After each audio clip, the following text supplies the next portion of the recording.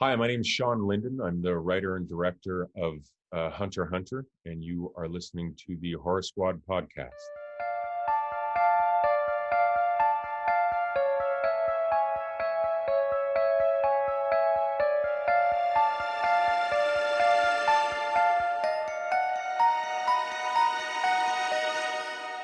Hello, everyone, and welcome back to the Horror Squad podcast. This is episode number 310, where tonight we are going to be talking about Pet Sematary Bloodlines from 2023, our very last review for 2023 before, of course, our year ender next week. But Happy New Year, everybody. What are we at? New Year's Eve when this episode releases, or Yeah, I think somewhere so. close to Close to that? that. So Happy New Year, everyone. Of course, this is our last episode before 2024. So yeah, it's been quite a year. We will reflect on all of it, of course, in next week's year ender episode. We are unfortunately Toddless tonight. He is feeling under the weather, so we wish him the best and a speedy recovery. He should be back for next week's episode, our, of course, year ender list. But I, of course, am here always with Steve. And Steve, I think we have movie club coming up this week. We do. So on Friday, the day this episode releases, we have our final movie club of the year, and we're going to do a double feature because we missed the last month because I was sick and it was just like a whole thing. So we're going to watch Shingles, the movie, and Cares Hell 3. Two 2023 films, closing off the 2023 list. For me personally, I have about 3 films left I want to watch. Those two and Godzilla -1, which I'm seeing tonight, actually. So I'm looking forward to that. And I have to first, before we get into it, congratulate myself on winning trivia this year. By Todd not being here, he obviously is making me win by default. So I'm the champion. No, I'm kidding. I wouldn't do that. I think that's totally unfair. So we're going to have our final showdown on next week's episode on our big top 10 of the year list, which I'm super excited about. I've been working hard this year. I really put in the time this year to make a list worthy of putting up, and still I don't even know if it's that great, which is kind of sad, but it is what it is. Yeah, it's well, I mean, we'll get into it, next week, but I'm having a tough time scraping together like my bottom few movies in the top 10. So yeah, 2023, hopefully 2024 will be a little better. We shall see, but I don't know with the actor strike that went on. I don't know what the hell we'll get as far as like, especially like when it comes to some of the more, I guess, relatively non-mainstream movies. But we'll see. Hopefully something good arises next year. Once again, a call to arms. Everybody, please send us your top 10 list for 2023. You can email us, the horror squad podcast at gmail.com, post it on Discord, send us a DM through any of our socials, whatever you want to do. Send us those top 10 lists. Without you guys, we won't have a master list. So very important to get your lists in so we can have an ultimate master list, so we can really determine what was the best movie of 2023. I think there were only a couple of contenders this year, so but I'm interested to see what everyone has. I'm really interested to see, honestly, what everyone's going to have sort of in that bottom 5, because I feel like that's really where things start to drop off. And it really could be anything. So maybe some stuff I haven't seen yet that I can check out early next year and whatnot, but we shall see. First of 2024, I think is going to be Night Swim. That movie is being heavily advertised, and it looks terrible. So, It does. It doesn't look good at all. Like, I'm not interested in it whatsoever. I'm probably going to see just what the reviews are, if I'm going to go see it or not. I think the first one on our schedule for 2024 to be actually reviewed is Imaginary, which is February, I think. But if okay. Night Swim gets good buzz, maybe we'll check it out. I don't think so. No, I I doubt don't think so either. it. I doubt it. I doubt it very much. All right, before we get into what watched, a couple of dates to look out for next year. Most importantly, of course, the official Horror Squad meetup, which is going to be at Living Dead Weekend, June 7th through the 9th in Monroeville, Pennsylvania, of course, where they filmed the infamous Dawn of the Dead. The convention is going to be taking place right in the mall where they filmed the movie. We are also planning on doing some of the other Romero filming locations while we're out there. They do a whole Romero filming location tour. So once that, I don't think tickets have gone on sale for that, but once they do, keep an eye on our Discord. We'll let you guys know who do plan on coming out for that. Hotel, I believe, is still available at the actual convention location. So yeah, come on out to that. Once again, June 7th through the 9th, Monroeville, Pennsylvania. And in October 11th through 13th, 2024, we are planning another Hocus Pocus themed weekend in Salem, Massachusetts. A lot more info to come for that. It honestly hasn't even officially been announced yet, but we are giving you guys the first dibs to go and get your hotels and everything, because that shit books fast, as you guys know who maybe have ever been to Salem. But we wanted to give those two very important dates out now, so you guys have plenty of time to go to one or both of the events. And there'll be a lot of other things as well. Me personally, I'll be hitting up Monster Mania in March. That's March 8th through the 10th in Cherry Hill, New Jersey. And I also plan on going to Texas Frightmare weekend again this year, which is in May 17th through the 19th in Dallas, Texas area. So hopefully I'll see you guys at one of our big two events, or if not, maybe I'll see you at a convention this year. What about you, Steve? You plan on anything else big this year, or any conventions or anything? Yeah, I'm planning to go. So they're doing a brand new Stephen King convention at the end of October in Las Vegas, Nevada. I do have tickets for the convention, but I haven't like fully planned a trip yet. I'm still kind of a wait and see what exactly they announce. Right now is more of a save the date, so I don't really know what is kind of entailed, but I do know that a lot of the biggest Stephen King fans and collectors are all going, because my wife is like really into that community. So I'm expecting it to be something pretty big for Stephen King fans. So I have my like place. I mean, I'm not afraid of not getting a hotel in Las Vegas, so I'm not like super worried about that. So I'm kind of just waiting to see. But I should be there. That's the end of October, and I will be more than likely at Halloween Horror Nights in Orlando, probably near the end of September this year, because the way I do it is I get an annual pass. So since it's good for 1 year exactly, 1 year I go late September, and then a year after I go early September, so I could be on the same pass 2 years in a row. So that's what I'm going to do again this year. So yeah, those are the two things you could probably see me at, on top, of course, of Pennsylvania and Salem. Very cool. Well, late September, that sounds, maybe I might need to make a Halloween Horror Nights return then this year. You missed a good one last year. It was too Yeah. bad. Yeah. Yeah. So yeah, I'd be excited to go, and I get an extra week vacation this year Oh, too. So nice. might be in the cards. Might be in the cards. Yeah, I got an extra week, so Nice. 3 weeks. Another 5 years, we'll get 4. So keep plugging along. Excellent. We'll see what happens. But all right, yeah, I think that's about it then. We hope to see you guys at some of those exciting events next year, and I'm sure other things are going to pop up along the way for sure. So keep an eye. Of course, once again, join the Discord. That's the best way to, if you haven't already, to keep up with the podcast. When we're not on the pod, when you're not listening every week, you can be part of the community every single day, because there's always something exciting going on over there. All right, Steve, let's get into what watched now.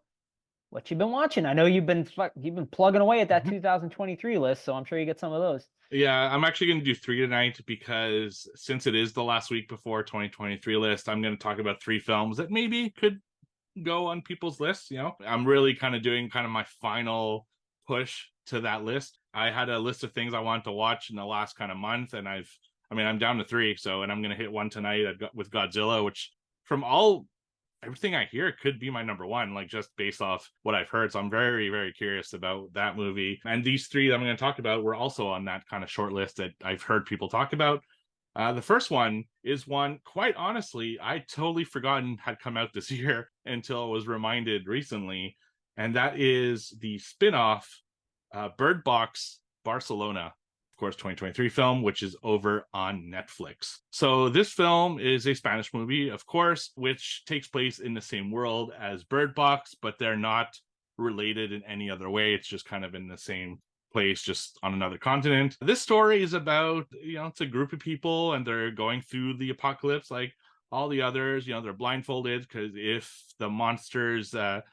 you see the monsters, then they make you commit suicide. That's kind of what their deal is, if you don't remember Bird Box. And pretty early on, you find out that there are some people who are immune to this. So they can see the monsters. And in fact, they can see more than the monsters. They see something that they perceive to be divine. So they become kind of this religious sect that's trying to take people out that aren't immune to this kind of monster seeing thing. And that's kind of the story is of this group trying to go from place to place, survive, and also to avoid this religious sect that's kind of going around Barcelona. So there's some good and some bad in this one. The first 30 minutes is actually really awesome. A lot of kills. It reminds you just how fucking brutal the suicides are when people see the monsters. And there's a twist, which I'm not going to say because it is a 2023 film, pretty early in the film that got me really interested for what would happen next, because I really didn't see it coming. And I thought it was an interesting take on the Bird Box kind of mythology. Unfortunately, the other hour and 10 minutes, not a whole lot goes on. You know, it's just very predictable. It's got these long lulls where they're just kind of discussing things. The kills aren't that good anymore. Like, a lot of the characters either don't die or they die in ways that aren't interesting. And honestly, it kind of lost me at that point. If you're into the Bird Box like franchise, I guess at this point, I would recommend checking it out because it does delve deeper into the mythology. You do get to know a little bit more about what exactly is happening. Plus, you get to see kind of this religious sect and what they believe in, which is pretty fascinating. So I would watch it if you're a Bird Box fan. If you're not, if you didn't like Bird Box, I would probably avoid this one. So that's Bird Box Barcelona 2023 over on Netflix. I gave it 2 out of 5 stars. Yeah, I think I don't think I ever need to watch that, you know. So I think I'll definitely pass on that one. All right, my first one tonight is actually a rewatch. I gotta say I kind of slacked on Christmas horror this year, other than the movies we kind of watched for the podcast. But one I did decide to watch on Christmas Eve was Better Watch Out. It's one that haven't watched in a long time, and I did want to revisit. And maybe one we will end up revisiting for the podcast next year or something like that. But I didn't want to wait. So yeah, this one is about it's tough to kind of describe without spoiling too much, but I will say without spoiling, it's about a young boy who kind of has an obsession with his babysitter. And one night he decides to sort of take that obsession to, dark sort of territory set around Christmas time and a Christmas backdrop. I gotta say, this movie held up for me really well.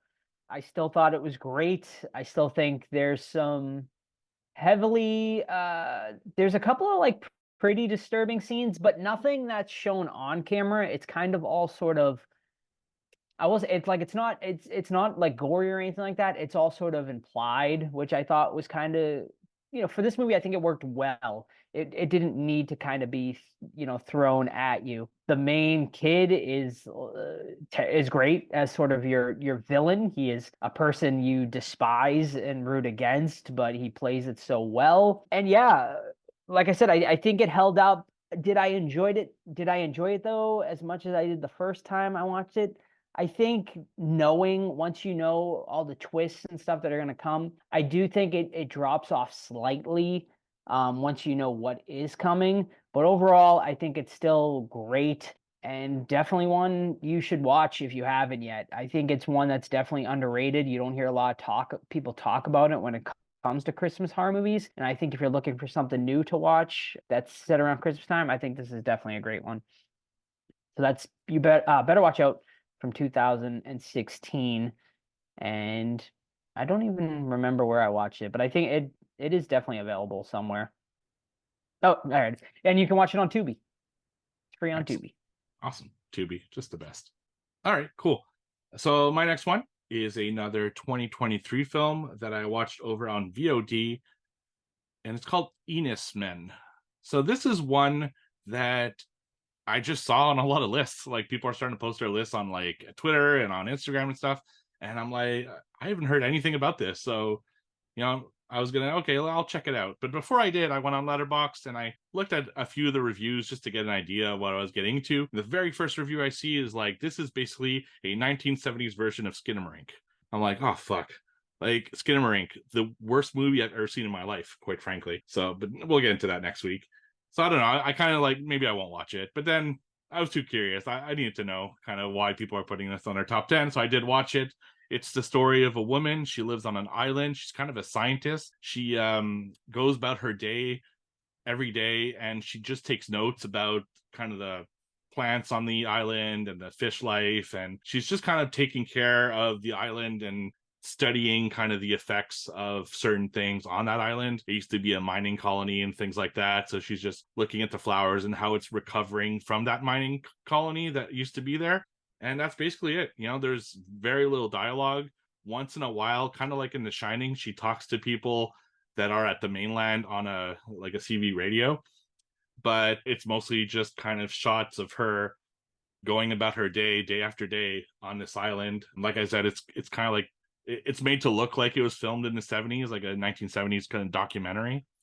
But slowly, what is kind of a perfect streak, like the flowers are always the same and everything's kind of the same, things start changing. And as things start changing, she starts to remember things, and her time on the island is not exactly what you would expect. Like there's a twist to what she's actually there for, and it's not just a scientific expedition. It's really something else, which I won't get into again because it's a 2023 film. This was definitely better than Skinamarink.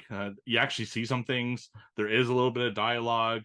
It is a lot of just nature shots and her doing the same thing over and over every day. But it does slowly delve into something that gets into a pretty clever reveal, I would say. And it's also 91 minutes, which is way better than 2 hours. Like, I was already starting to feel it after the first hour. So the fact that it didn't go on another hour is probably a plus. I didn't like it personally. I thought it was just a little bit too much of nothing, but it is definitely a step up over things like Outwaters and Skinamarink, in my opinion. Like a lot of people are making it number one of the year. In my opinion, this is not really my jam.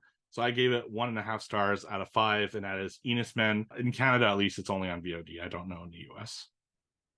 Alrighty, that's one I'm still gonna check out because I don't know why. I feel like it might be more up my alley, but we'll Yeah, see. it kind of gave me Lighthouse vibes a little bit. Yeah. But from the 70s perspective, as opposed to like the 30s. It's just because there's no one else really to play off. It was very slow at times. Yeah. Yeah. I'll have to be in the right mind frame for sure for that one, but I'll give it a shot.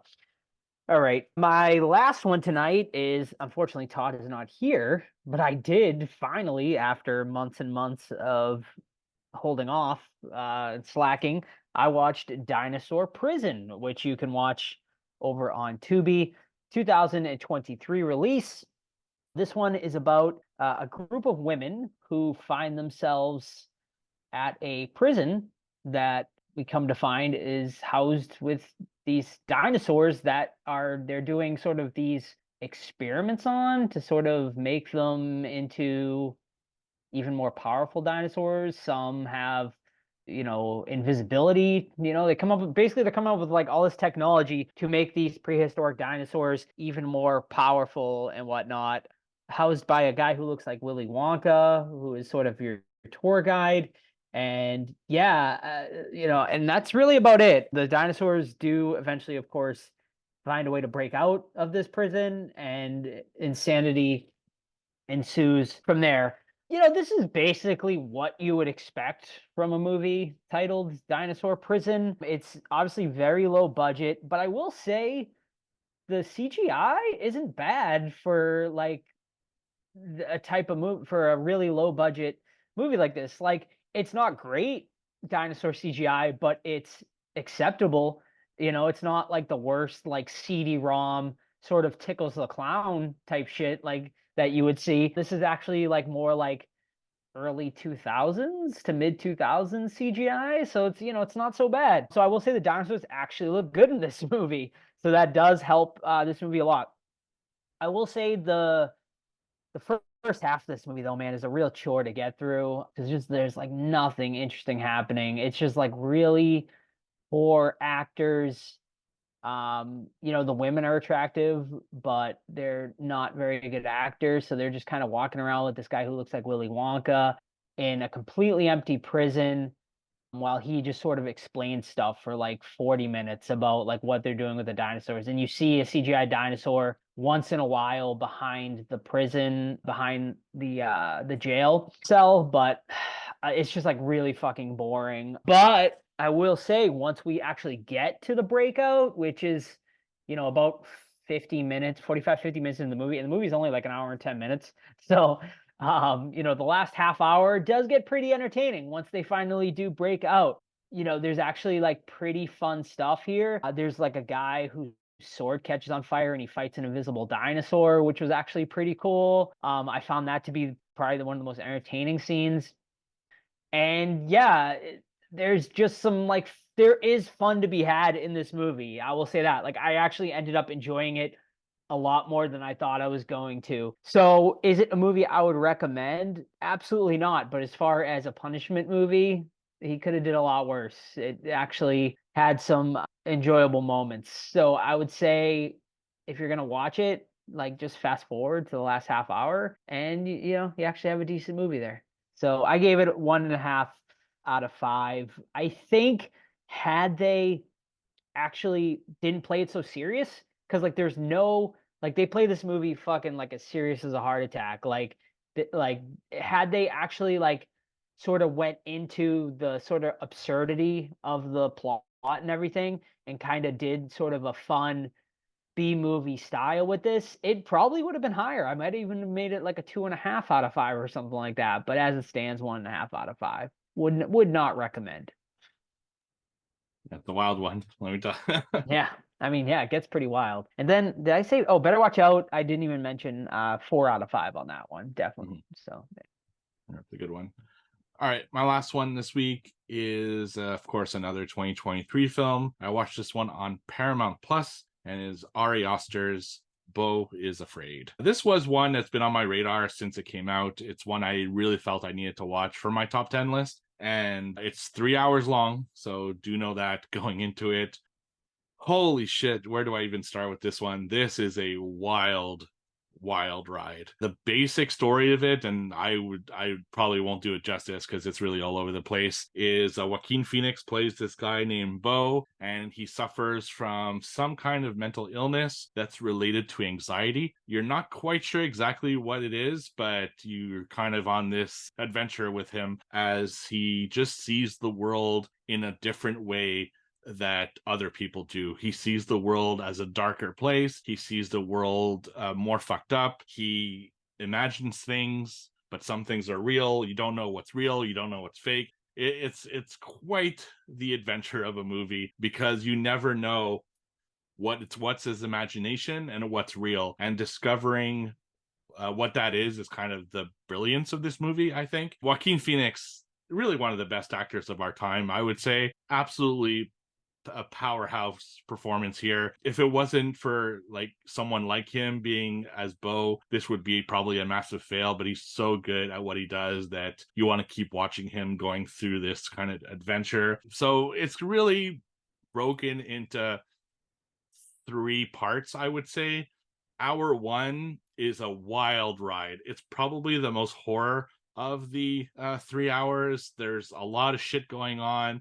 It's really him dealing with his anxiety as he's in his apartment, but he needs to take a flight to go see his mom. He's seemingly very much of a mama's boy, and it's just him kind of imagining things, trying to justify himself going to the airport to catch a flight to see his mom. And it's crazy. And honestly, the first hour is absolute masterpiece. Brilliant. I loved every minute of that first hour.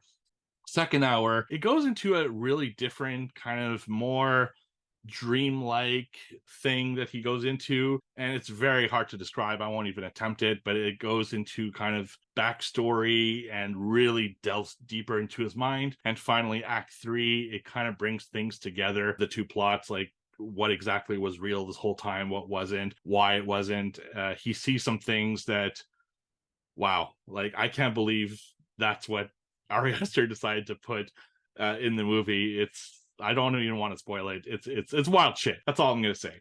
The movie's very interesting.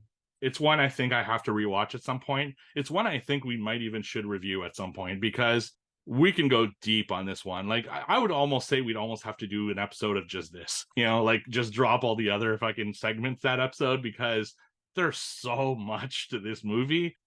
I couldn't catch it all in one sitting. But at 3 hours, man, you feel the time at one point. I was starting to check my clock, and it's just too goddamn long. I wish it was condensed into 2 hours, but I'm sure there's a lot of hidden meaning, double entendres, clever clues as to what's really going on. I mean, Ari Aster is kind of the master at this. So I liked it a lot.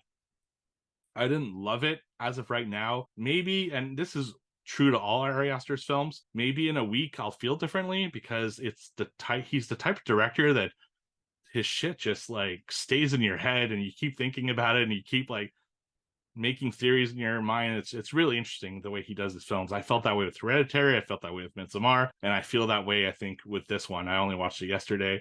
But as it stands right now, a day after watching it, I gave it a 3 out of 5 just because it's way too long. It gets really too weird in the second half. So worth watching, probably worth reviewing.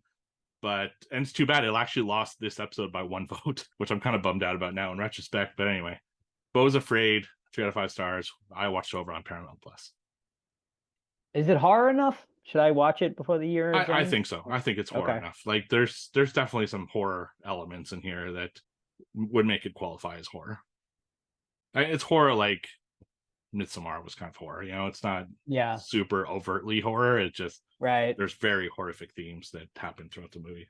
Yeah, that's one I definitely want to check out because I feel like if anything's going to make my top 10 at this point, that is maybe one that would sneak in. I'm very interested, though, to hear your thoughts on Godzilla once you finally go and see it. I just want to know if it is a creature feature, right? So I feel like it should be on a horror list, but, I don't know. Yeah, it could be closer to sort of Kong versus Godzilla where it's more action-y. I don't know. We'll see. Yeah, Beau's Afraid and Godzilla were the two I really wanted to see before I made my list. Just because I thought they could be contenders. Beau's not making it right now.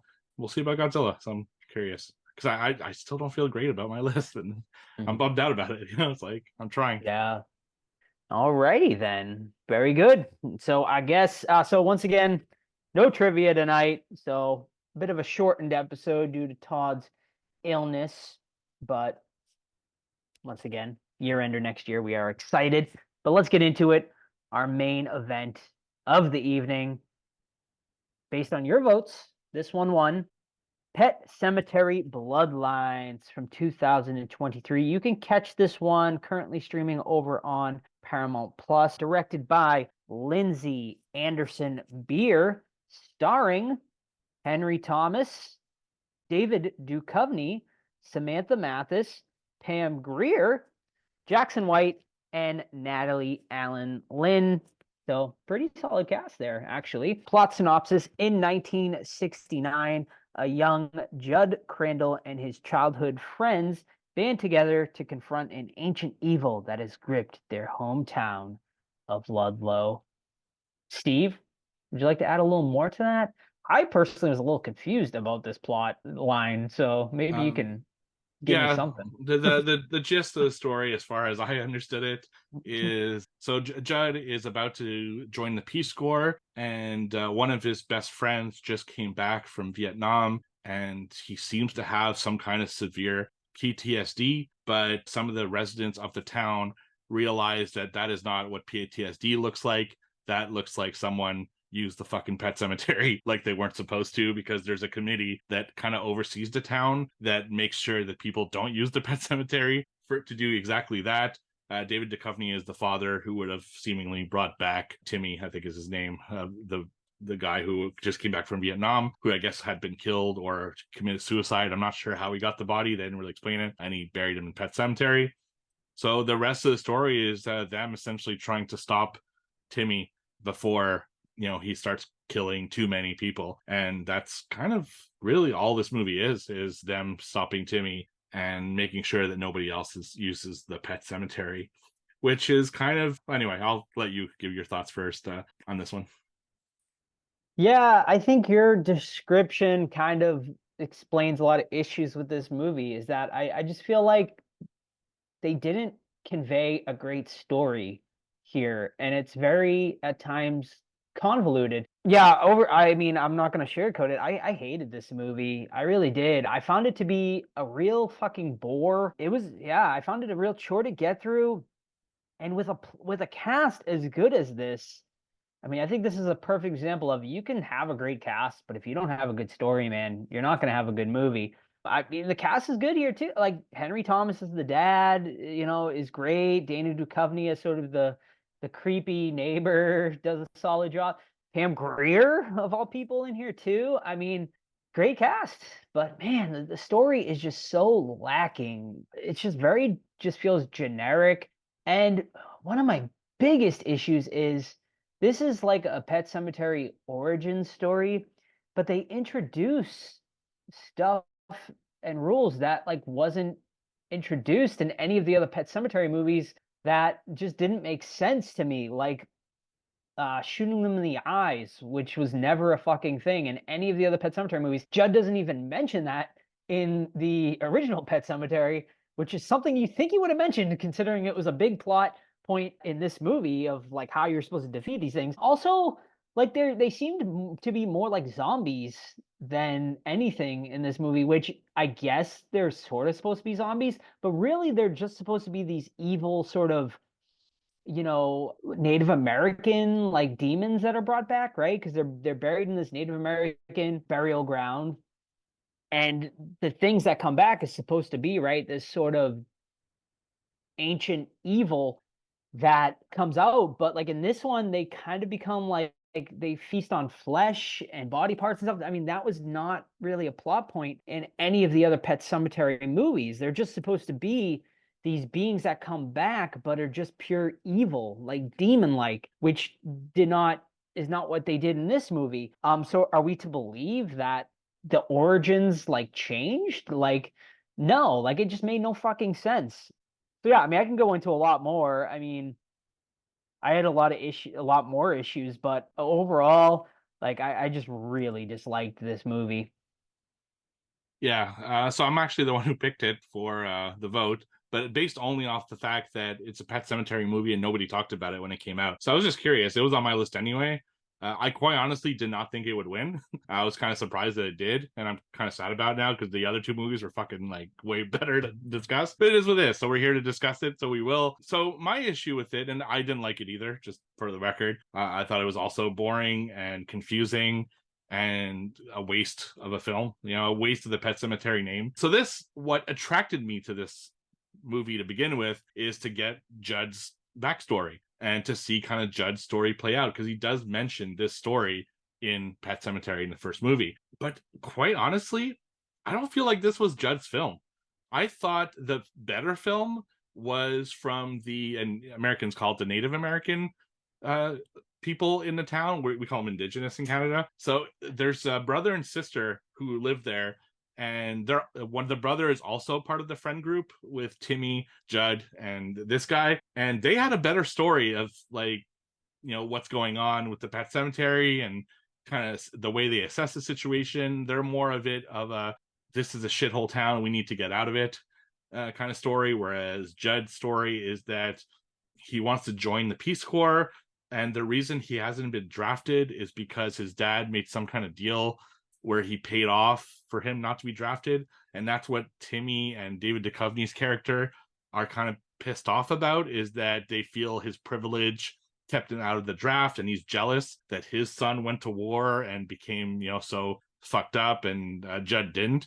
So that's kind of, there's a lot of themes that they could have gone with that just it didn't go anywhere, anywhere interesting. Because in the end, it was just Timmy almost as a slasher, which didn't really even feel that zombified. And you said they were kind of zombies. He just felt like a angry person.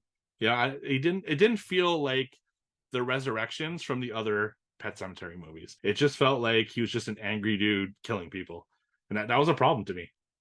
Yeah, no, big time. Man, like there's just like, well, first of all, there's no pets in this movie, like whatsoever. Well, There's there's a the dog. dog, right? There's the dog. We get the dog bite, I guess. Yeah. But I don't know, like there wasn't enough like people that came back, I guess. Like it was really just Timmy, right? And I guess the girl, right?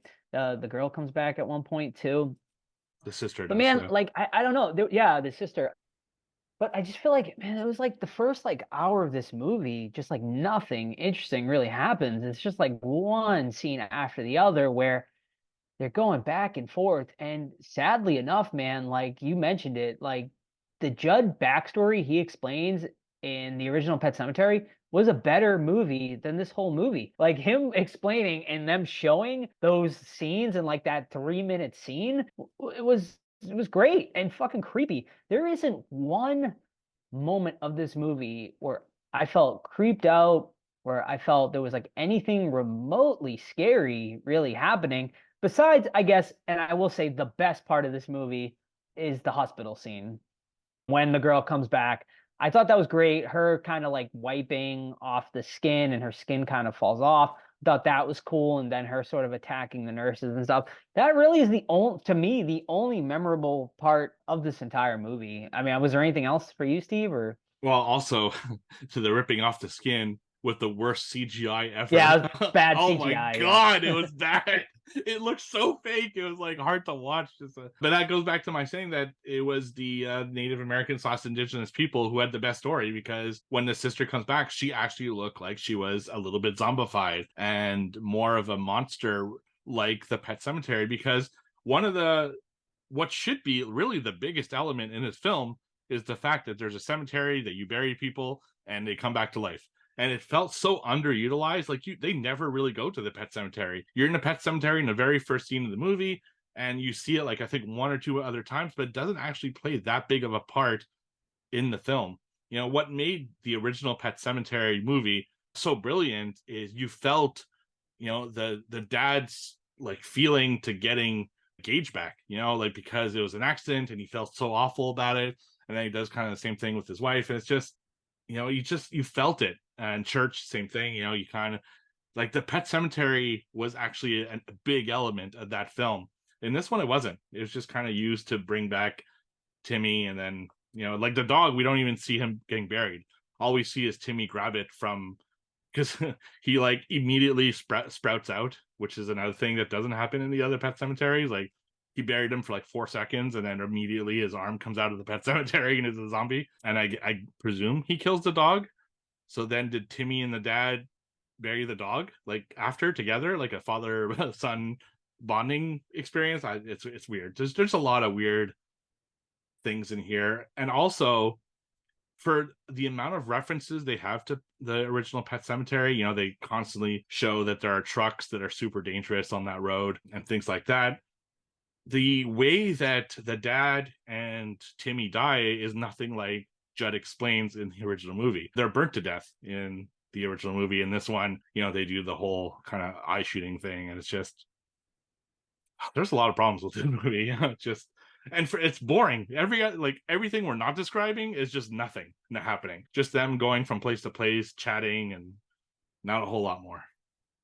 Yeah, and you're right. Like, why change Judd's story from the original movie? Like, you're making a prequel, right? That's supposed to be about young Judd. But then you completely change the story he described in that original movie, and I assume book he gives a similar story as well. So why change it? Like, what was the reasoning? It's like almost like they didn't watch or read the original material and just went off their own sort of thing here. It's a really peculiar choice. I also got to mention too, like this has like made for TV movie like written all over it. It just feels, despite having a great cast, it does feel rather cheap, and it really does feel like a cash grab. But who also like asked for this? Like no one, right? Like no one was asking for a movie this movie. So it's just like a peculiar, really peculiar choice as well to sort of even make this, especially like after how poorly. I mean, I don't know. This is a great question, actually. I mean, did you enjoy this more than the remake? Because the remake was pretty bad in its own right, but I think I like the remake, better than this. Yeah, I definitely like the remake better than this. I mean, I'm not saying it was a great movie, but I liked it more than this because it felt like a Pet Sematary movie at the very least. And the fact that they filmed at my college was also cool because a lot of the locations I knew really well. There's just, yeah, no, I don't know who asked for this. You know, it's just one of those things like, hey, we haven't had a Pet Sematary movie in 6 years. I don't know, whenever the last one came out, maybe five. I'm not really sure. And I will say, this movie could have been a lot worse, you know, and I think one of the big reasons that it's not a lower score for me is the guy who plays Timmy is fucking amazing at playing Timmy. Really, really good actor. And you felt his pain, you felt his PTSD. Had that been played by a lesser actor, oh my God, this movie would have had like almost nothing going for it. So that's a whole other kind of issue with this movie, is that the character, it's really comes down to the writing and directing, I think, in this one. Like you said, the actors were really good, and they did the best with this kind of screenplay that they got. It was just such a weird movie, you know, just overall. There, I don't know, there's some decisions, like you see the priest being wasted at one point. So they go to the church and they're looking for a priest, and he's like on one of the pews fucking just drinking his ass off. He's wasted to hell. It serves 0 point to the to the film. There's zero purpose for that scene. It's almost like put in there for humor, but it wasn't funny. I don't know. It's a weird movie. Yeah, and Judd also is like such a lovable character in the original movie, but like I just feel like there's none of that charm here, like at all. He's just such a different person, which of course you do, right? The older you get, the more you change and whatnot. But I don't know. I just didn't get Judd vibes at all in this. I think it comes down to they completely neglected any part of the Pet Cemetery like series, like completely changed everything to do with the Pet Cemetery like lure. Like it's just really bizarre. I don't know what they were thinking. I don't know who the fuck wrote this. Actually, it was the director. All right, so the director and the writers. There's a couple other writers too, but Lindsay Anderson Beer, the director, and she's listed as the lead writer as well here. So I don't know. I would love. She's one actually I think I'd want to interview and just kind of know like where did you come up with this story? Like why did you deviate so much from what we came to learn from that original source material? It's just a really bizarre choice, and it's ultimately what absolutely sinks this movie at the end of the day. Now, you got anything else, Steve? I don't really have much Uh, else to say about this I know movie. There's not much in it. It's honestly a bore for the most part. it is. I think what I knew it was Judd's backstory, but if you're gonna make a Pet Cemetery film, and you're gonna call it Pet Cemetery Bloodlines, I would have liked it to be kind of what Prey was to the Predator franchise. Like I'd love to see the origins of the Pet Cemetery. Like why did they build it? Why is it there? What was the purpose? Like that's kind of what I'd like to know. You know, show the indigenous and the Native American people building it. And there must have been some fucked up shit happening back then that would have caused this to happen. And they don't delve into any lore really in this. They just, like you said, they invent these new things, which are neither in the movies or the books. So why? You know, if I don't know, it was just poorly conceived from the get go. I don't know what happened here. Maybe this is one that the studio is just like, you need to make one. You have 2 weeks to write it, and let's get into it. It could have been a rights issue. You know, Paramount loses the rights if they don't film it by a certain date. You know, there's a lot of weird stuff in Hollywood that it could be, but as it stands, it's not a good movie. No, not at all. Yeah, I mean, I think that would have been the more interesting movie, like how you described it, like say, going all the way back, sort of, and following the indigenous people and stuff like that. I mean, that probably would have been cooler. I just feel like what they gave us was just rather generic too, right? Like, oh, like the families all like have this like secret that they bonded together. Like I've heard that fucking plot line like so many different movies like and stuff like that. I mean, just recently actually, what like Dark Harvest like had like a similar sort of plot line to it as well, and it's just like okay, like it's so generic. And at the end of the day, that's what this movie is. Like as far as like Pet Cemeteries goes, this is about as generic gets. I mean, I think the worst of all the Pet Cemetery movies so far, right? I mean, because what do we have? We have Pet Sematary, Pet Sematary 2, and then the remake, and then this. I think so. Am I I don't missing think one? I think think that's all that of them. I I'll look think that's quickly, it. but I'm pretty sure that's I think that's the whole. Let's see, we got Bloodlines, Cemetery 2. That's it. Yep. Yeah, so this is being the fourth movie. I don't know. It's just like after the remake came out, like I just feel like okay, maybe like take a break. But then they, for whatever reason, decided to just drop this out of nowhere. And I think you're right. I think it could be like a sort of okay, we're gonna lose the rights, so we have to make a movie or something. I mean, that's what it did really feel like at the end of the day. It's just the choices that were made were just I just don't get them. I just don't. Especially the eye thing really fucking pisses me off because that is just introducing for it to introduce that into an origin movie. It's such a fucking huge plot hole, and the fact that it was you just like I don't know. It's just that really pisses me off, and to completely I don't know what pissed me off worse actually now, like that or completely changing Judd's story from the original source material. It's just really fucking head scratching shit, but I don't think, and something I don't know if we'll ever get an answer to. Maybe the director has some answers on YouTube interviews or something. I'll have to look, but I don't know. I don't know. We'll Yeah, see. it's definitely it's just too plain and generic. It is what it is. Yeah. All right. I mean, I think that's it, right, Steve? You don't Yeah, got anything else, yeah. right? No, that's Yeah. enough of Not me our for now. best review, guys. We didn't have much to go off of. So thank you for picking this one, Yeah, guys. you never know. Like I was interested in it too because Yeah. No, on its I would. Yeah. I surface it mean, could I get be. it. I mean, yeah, it's a Pet Cemetery movie, right? So I mean, I'm glad I watched it, I guess, because it's a Pet Cemetery movie. But as it stands, this is one of my least favorite ones I've watched this year, honestly. I mean, as far as like mainstream stuff goes, this is one of the weakest. I give it a 1.5 out of 5. I really did not get any enjoyment out of watching this, like whatsoever. It is just so incredibly weak to me, so generic. And the fact that they completely negate the Pet Cemetery sort of mythology, once again, just absolute unforgivable. So, yeah, 1.5 out of 5 for me. And I gave 2 out of 5, so a little bit higher, just because the acting was really good. I like the whole small town aspect to it, and there was some good stuff I liked about it, but the majority of it, I came out disappointed and just kind of like, it's if we weren't reviewing it, it would have one that would have come and gone, and I would have forgotten about it the next day. So I wouldn't have put this much thought into a lot of the stuff into it. So yeah, 2 out of 5. If I watched this like earlier in like last week and not just this morning, I probably would have forgotten most of everything, and the conversation we had about it probably would have been worse, honestly. But luckily, this is yeah. I mean, this is gonna be a movie I completely forget about in a week. I mean, it's just unfortunately. So yeah, that's it for Pet Cemetery Bloodlines. I know Todd did not like it either.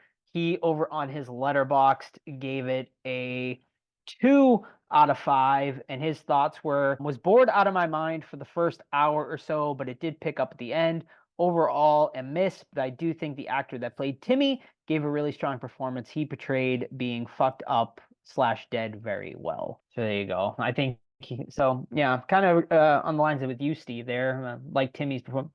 Like, I mean, if this movie had all no-name actors in it, like man, this movie could have been like a half star to a star movie. Thank God they actually got some good actors in this to bring it up a little bit and make it at least tolerable to watch. But that's going to be it, guys, for this week's episode. We hope you enjoyed our review of Pet Cemetery Bloodlines. Thank you once again for voting for it. Well, just thank you for voting, I guess. Yeah. Thank you for voting and always contributing to the podcast. We do appreciate that part of it. In the meantime, you can keep up with the podcast, Facebook, Twitter, Instagram, Threads. We are on all the social medias. Maybe a TikTok this for next year. That might be my goal for 2024 to get us over on TikTok as well. But in the meantime, keep up with us on those social medias, the Horror Squad Podcast. You can email us anytime, the Horror Squad Podcast at gmail.com. And of course, the best way is our Discord. It is linked over on our Instagram, or you can send us a DM or email, and we will send you a link to get over on our Discord. stuff going on all the time. We have movie club, of course, coming up the day this episode releases this Friday. Steve puts out the link over on Discord, and it's just an open video thread, right? Like everyone can talk. It's sort of like a Zoom meeting. So yeah, it's a really fun time. We are doing what movie, Steve? Shingles, the movie, and Carousel 3. All right, so if you want to watch some fun B movies, those are the kind you want to watch with a group. Get on over and join the movie club for this month. Don't forget important dates. The official Horror Squad meetup, June 7th through the 9th in Monroeville, Pennsylvania, and October 11th through the 13th in Salem, Massachusetts, our Hocus Pocus event. We hope you can make it out to either one of those events. Also, please, if you haven't already, leave us a 5-star review on your favorite podcast app. We would really appreciate that. And if you want to represent the pod in the best way, buy merch. We have everything: sweaters, t-shirts, pillows, everything, coffee mugs, whole bunch of fun stuff over there. We got a bunch of fun designs. tpublic.com, the Horror Squad podcast. It is linked as well over on our Instagram. So yeah, that is it, guys. We'll see you next week for our year ender. Don't forget, send in those top 10 lists to us for our master list. And we'll see you guys next year. Once again, have a happy new year. Please celebrate responsibly and be safe. And we'll see you guys for our year ender next week. See ya. Bye.